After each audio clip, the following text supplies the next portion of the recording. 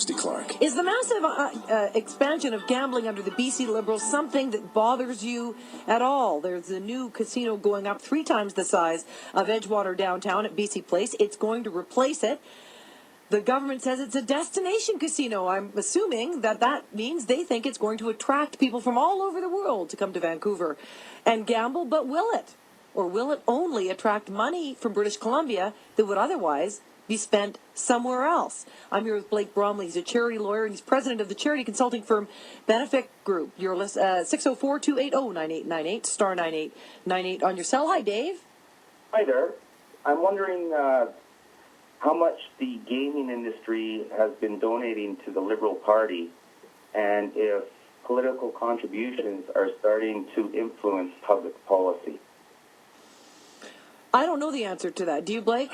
No, I don't know the answer to that. I just know that there is a hunger for revenue, and the perception is that gaming is where it comes from. One of the concerns one would have is why isn't Edgewater more successful, as it is, if this is a surefire recipe?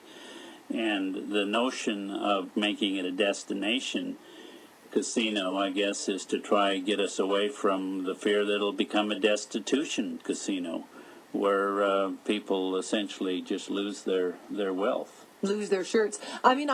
Maybe we could look into that, Christy. Well, sure. You can look into. It's easy to find who contributed to political parties. You can find it on the web. But you know what, Dave? My experience in government is not that the decision to expand gambling is based on who contributed to the political parties, because I'm willing to bet you that the gaming interests contribute to all political parties. It's the huge influx of revenue that casinos provide to the bottom line of government. We're talking hundreds and hundreds of millions of dollars. So and we're talking about a doubling of gambling addicts right now. Yes. And we're going to go further.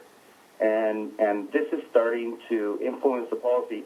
I agree. It's great revenue to government, but it's also making it happen is paying off the politicians and that party. Yeah, you know what, Dave? I don't agree with your second point on that. I do think the first point, though, is valid. This is really, Blake, about the money is so big that government gets from this. And government, for their part, is sitting there looking at a big deficit. They're saying, wow, how do we keep this deficit low and not cut education and healthcare? That gambling revenue stream starts to look pretty attractive for a hungry government. That's my impression. If you look at Alberta, which historically has had far more right-wing and religious influence in its government, they're more addicted to gambling and particularly to the VLTs.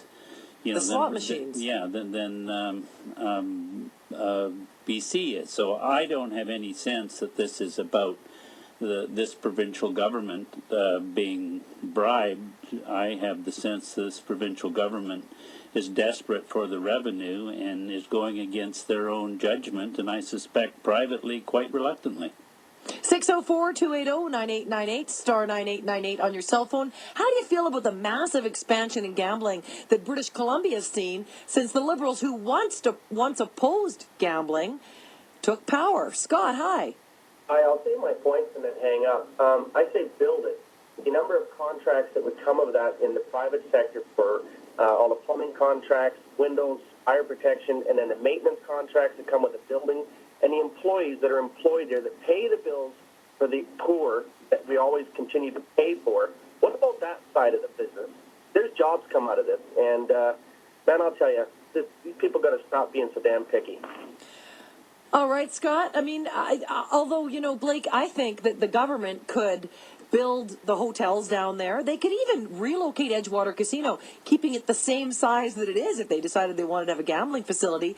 They could revitalize that area, create a bunch of jobs. They don't need to have a triple-size casino to do that. Well, I agree with Scott on an 18-month basis. Creating the jobs when it's down there does create employment, and plumbers and everyone else is working. The problem I worry about is the downstream impact on social costs, because if you were building office buildings, you would have the same jobs created and you wouldn't have the downstream social costs. So I would accept the point, but wouldn't allow it to convince me that we should be using this for casinos as opposed to other construction projects. Hi, Lee. You're on the Christy Clark Show. Yeah, vice is vice. It has to be controlled regardless. We saw it with Giuliani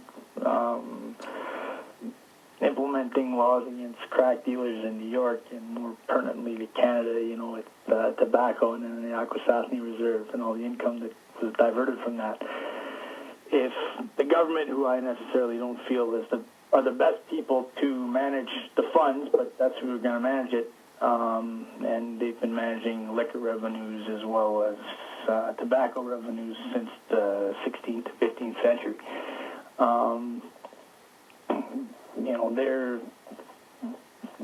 We're just going to have to continue to go about it this way and just prudently manage the income and implement harm reduction programs. Okay, well, Blake, what do you think of that? I mean, that gambling is something, at least if government's running it, we get to manage the problem. I think there's some truth to that, and I mean, one of the difficulties in this area is there has to be some type of moral argument for people to overcome their concern about vice. And so the starting point was, we're going to give it to charity.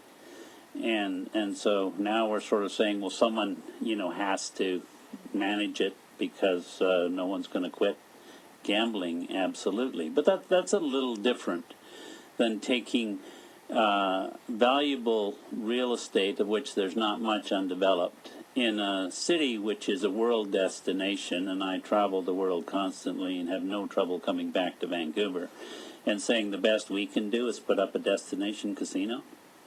604-280-9898, star 9898 on your cell phone. Blake Bromley is a well-known charity lawyer disputing the government's claim that we need another destination casino down at BC Place. Your calls to him coming up next on the Christy Clark Show.